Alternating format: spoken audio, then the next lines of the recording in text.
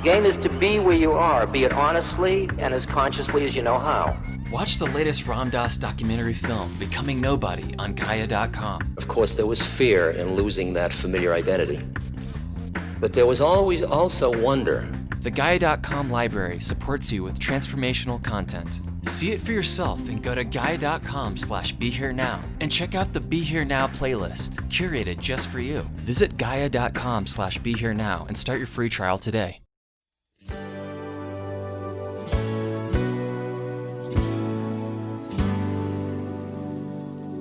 Welcome to the CSM podcast with David Nichtern. Creativity, spirituality, and making a buck. Blending spiritual and temporal realities, joining heaven and earth. We will be talking with a variety of manifestors, individuals who have, in one way or another, clarified their vision, created an offering, and brought that offering to the marketplace. Let's see what we can learn from them as we each move forward towards solving our own life puzzle, facing the challenge of living in the spirit, in the body, in the world, in this time. If you're interested in supporting the CSM podcast, please visit BeHereNowNetwork.com/David. We've been conducting a 100-hour mindfulness meditation teacher training program at Samarasa, which was going to be in the flesh. Actually, Katie and I would have been out in LA for part of the time. And so we switched to an online format. And it's particularly great that even in that context, we were able to pull KD into the experience that we're sharing together. So that we're about to start our second weekend of that program, which is tomorrow and Sunday.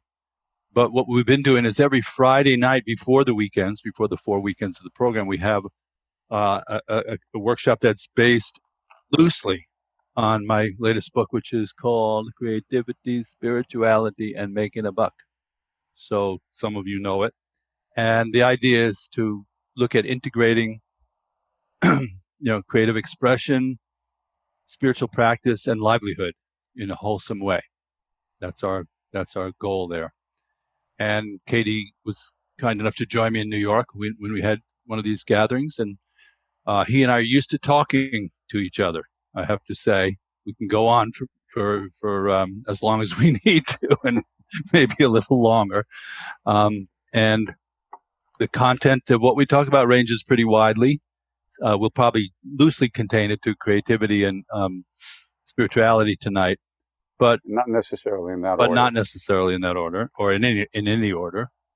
And one of the things I say about KD is that he's, I think, my only friend who we can watch an NFL game or the Super Bowl, and in the commercials we talk about Bardo states and such. So we have this kind of ongoing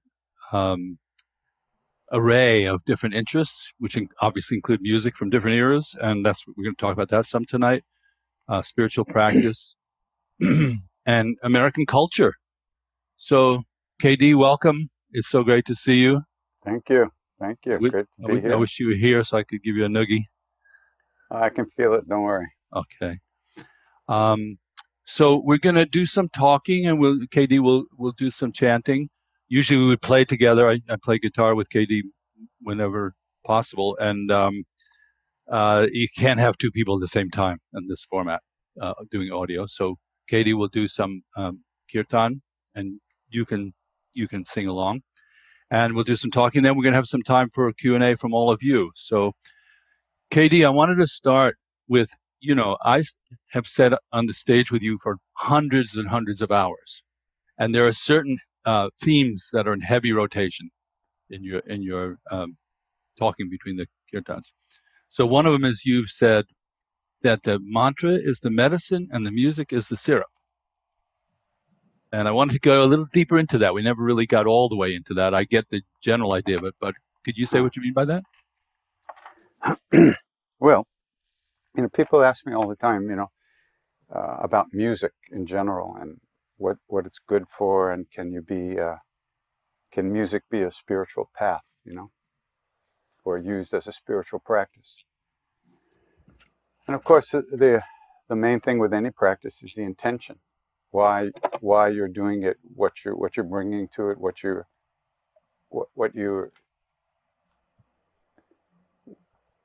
motive is for doing the practice in the first place. Mostly when we listen to music to kind of forget ourselves and to dissolve ourselves into the sound or into the beauty of the music. And that's actually, that makes music just like any other sensual input, like movies or TV or food or anything that we use to satisfy our sense cravings. But, if music was enough by itself, just as music, then every musician would be not only enlightened, but happy. So we know that that's not true. So when I say the music is the syrup and the name, the mantras that I sing are usually what they call in India the names of God, the divine names, or the names of that indwelling presence within us. And they say that these mantras or these names come from within us already. They brought into this world, into the world of the sense input, including thoughts, brought into this world by a being who's recognized reality through that practice and then brought that practice to people as a way for them to, enter more deeply into their own hearts. So that's why I say music is the syrup. If a kid is sick and he or she needs to take medicine, you hide that medicine in something sweet. The sweetness of the syrup allows the medicine to be taken, but it's the medicine that cures the disease. And in this case, it's the mantras that are actually the medicine. So, KD, could you do the mantras without the music? In other words, just pure chanting? Absolutely, yeah. But the music makes it easier to pay attention. It pulls our attention. But one has to cultivate awareness also. You can't fall asleep in the beauty of the music and just have a semi-ecstatic temporal experience. Because what we want is something that really lasts, is real and doesn't come and go. And that is where these names come from, that place within us. So when you say those names, how many are there? Well, there's David. But that's as many names as there are names, Is that, okay. So there's a million names, any name. But on the other hand, these are specific names. They're called revealed names. Whereas if you repeated, Shri Frank, J J Frank, I'm not sure what's going to happen to you. You might get a headache, or all of a sudden you'll start meeting a lot of Franks in your life. Yeah. But I would prefer to meet Ram, actually, or Kali. So, so these names have a special quality beyond. They do have a special quality, yeah. They're actually seeds. They're seeds that we plant in our mind stream. And just like any seed, a tiny little seed can have a huge oak tree in it. It has the potential in it. And these are the seeds that have the potential for awakeness. And do you have like a top 10 of the names? Do you have a favorite one? Is there one that calls to you, like goes, this is really the one for you? How does that work? Not really. I'm a slut. I'll take it any way I can get it. You're a deity slut? A deity slut, yeah. Well, never mind. Long story. Yeah. I feel a little bit like I'm a little bit of a KD scholar, because I've been, been working together almost 20 years now. Do you know that? No. Yeah. Remember how we met? I do remember how we met. I mean, I had seen you once before at the Tompkins Square Park. Right. Yeah. You led a meditation, and I said, "Oh, that's David Nichtern." But we didn't. We met actually at the when Mickey's here too tonight, I saw. Mickey is, yeah, he's on. Yeah, when Fierce Grace came out, we had that after party, after gathering. And that's how we met. That's when we met. But so that's almost 20 years. And in that time, we've played together a lot. I produced a bunch of your records. We worked on a lot of music. And I got to know you obviously as a kind of presenter in the landscape of spiritual practice in the West, the kind of what I call the UN of spiritual practice. But also as a musician. Now, here's the thing about KD as a musician, which is I'm sure everybody feels this or can sense it. He can really, as we would say in the business, kill a kind of traditional rock and roll or pop song. And so I've had friends of mine from the music business come up and say, that guy could have been one of the, Jackson Browne or Bruce Springsteen, and he will. The jobs were already taken. Yeah, well, there were other slots open for Jeffrey Cagle, but at soundcheck sometimes we do songs that are from that kind of repertoire, and we do them with the harmonium and the tabla and guitars and stuff, and it sounds amazing. So I've been trying to get him to do what we call the soundcheck album for years, really, really long time. And then we do those songs, and then they drift into a mantra, so they go on for a while after that. So what I wanted to share, and then I want to, ask Katie to kind of talk about it a little bit, is I would classify you as a music aficionado of our era, that you really know a lot about music. You can sing those songs, the words, the history, who's singing what. And you owned a record company for a while, right? I did. Yeah. So you, as a music guy, you had I just saw a Star Trek episode today where they're all in different parallel universes, and in a parallel universe, you could have been, a contender, an A&R guy, a rock singer, or a folk rock guy, and so the path not taken. So I just wanted to seed your comment. Definitely the path not taken. Yeah. I guess some of you might know that when I was at college at Stony Brook, New York, in my sophomore year, I think it was sophomore year, I met, my third year, which was actually my second semester, but that's a long story. I met a couple of high school kids in the neighborhood that a friend of mine knew, and we started playing music together.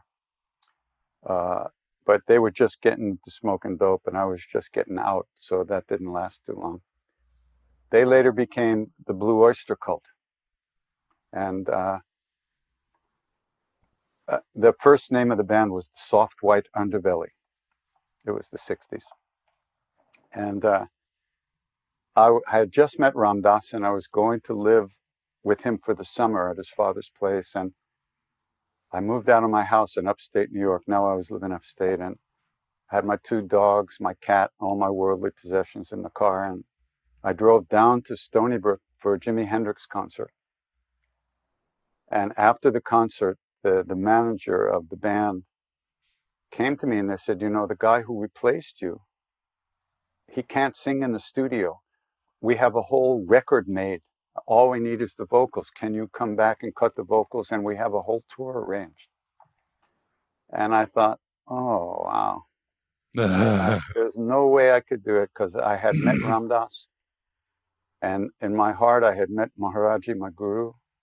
Everything paled before that. Everything paled. There was no possibility I was going to go that way. It wasn't even a decision. There was just no possibility. So, and how about in the rearview mirror, Katie? Did you ever look back and go, with or without Blue Oyster Cult? But I mean, was there any? Do you ever have dreams about being up on a stage singing those songs? What do you mean? I'm on the stage all the fucking time. No, but doing the other. Yeah, of course. Yeah, I'm sitting. Well, that's an interesting point, though. That's an interesting point. Well, I consider that's what my guru did. He transformed my negative karmas into positive karmas. He transformed the very things that I wanted that would have killed me into things that I wanted that actually were good for me. And that's the beauty of a Siddha guru, of a real guru. They can do that kind of thing. So now I get everything I wanted from being a rock and roll star. I can do it sitting down. I don't have to jump up and down all night. And it's completely, absolutely wonderful for my life, you know, because I wouldn't have lived if I had gone that other way. There's no question about it. Mm. It was close anyway, but definitely wouldn't have made it the other way. So when you're home, do you listen to, what kind of music do you listen to when you're home? Or on the road, in a car? I don't or listen whatever? a whole lot. I listen to Oh. a lot of Tibetan stuff, a lot of mantras. What else? Well, who I might be don't some know. of your Every favorite? once in a while, not so much. I don't listen. When there's no input coming in, it's so relaxing. Mm. I mean, because before this little situation, I'm on Yeah. the road for the last 25 years. So now I'm just sitting at home. It's quiet, and it's a joy for me.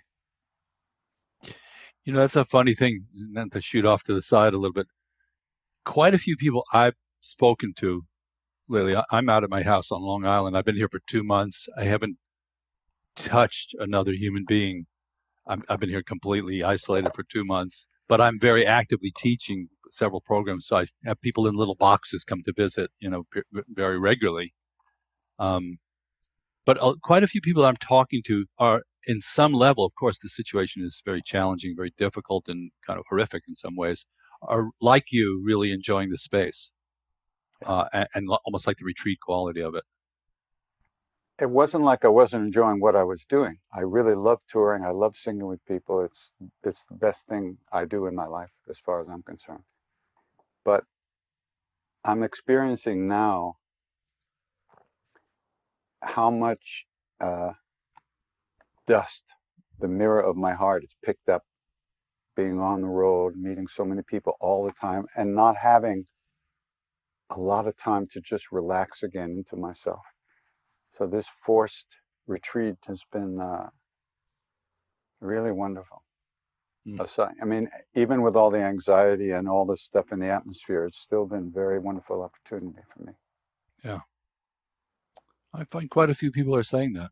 It's kind of an intriguing aspect of this whole situation. But we've been trying to, with our, you know, we've been doing Dharma gatherings online for a variety of classes and stuff. I'm trying to do Tonglen practice before we get into other practices, just to reconnect and remember that there's a lot of people suffering right now.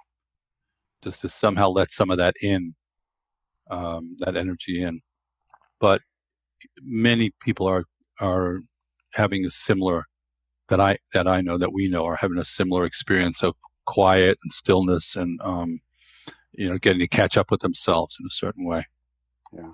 So I actually, another year or two, and my room might be clean. Yeah, because you're not exactly like Zen guy, are you? It all depends how you look at it. You're like the old school Chinese Zen, you know. If you can see which way the underwear falls, you can appreciate his teaching. Oh, this is a koan, is it not? Which way does the underwear fall, grasshopper? Oh, yeah, very much. Yeah. Okay. So maybe if you're up for it, we could intersperse a little chanting and chant a little bit. You're in the mood? You're the boss. It's your class. Whatever you want me to do. I feel like we could just segue into that. Everybody could just sort of settle into some of that for a minute, you know? Okay. Yeah. As you wish, you know? You know, one thing you just said struck me. You know, you talked about Tonglen, but in my tradition, the practices, you see, when we talk about the divine name or the names of God, one has to understand that that is the name of the inner presence that lives in every being, exactly the same. In India, they call it soul, but it doesn't necessarily mean, you know, something that's permanently separate.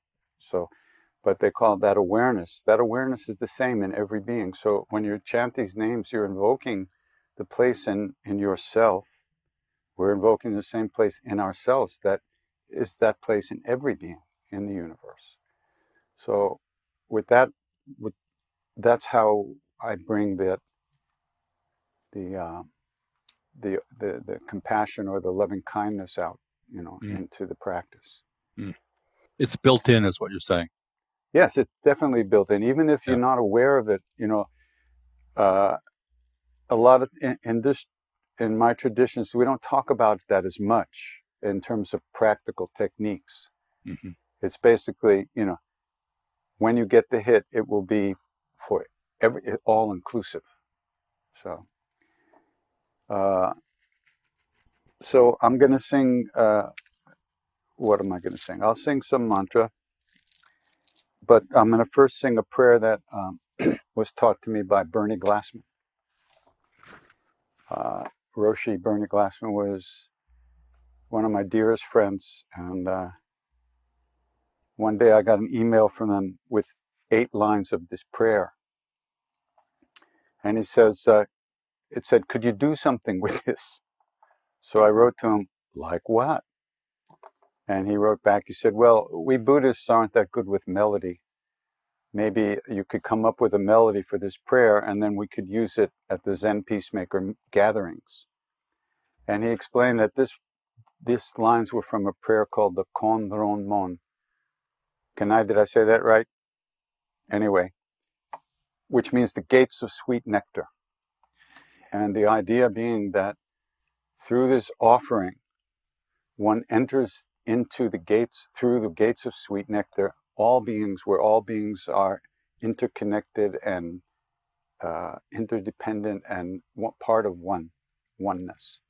So anyhow, I carried those 8 lines around the world with me for about a year. He said the next gathering was 11 months later. So I said, okay, good. I carried them around with me. I look at them, they look at me. Nothing was happening. So I wrote them, I said, "Bernie, can I mess with the words a little?" I got a 1-line email back, "Mess." So I rearranged the words and a melody came. And so I'll sing that for you. And then we'll sing a little Sri Ram Jai Jai Ram.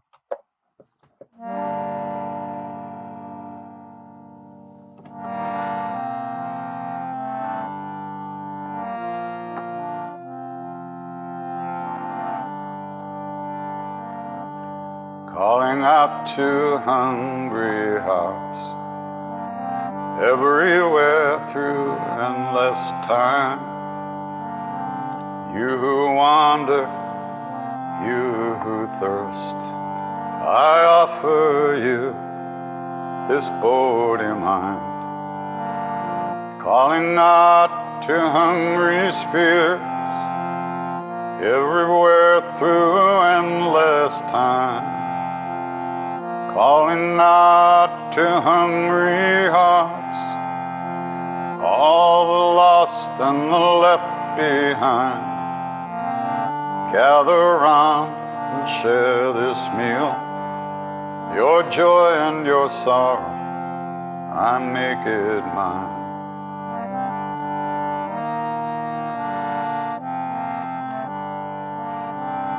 Calling out to hungry hearts everywhere through endless time. You who wander, you who thirst, I offer you this heart of mine. Calling out to hungry spirits everywhere through endless time. Calling out to hungry hearts, all the lost and the left behind. Gather round and share this meal. Your joy and your sorrow, I make it mine.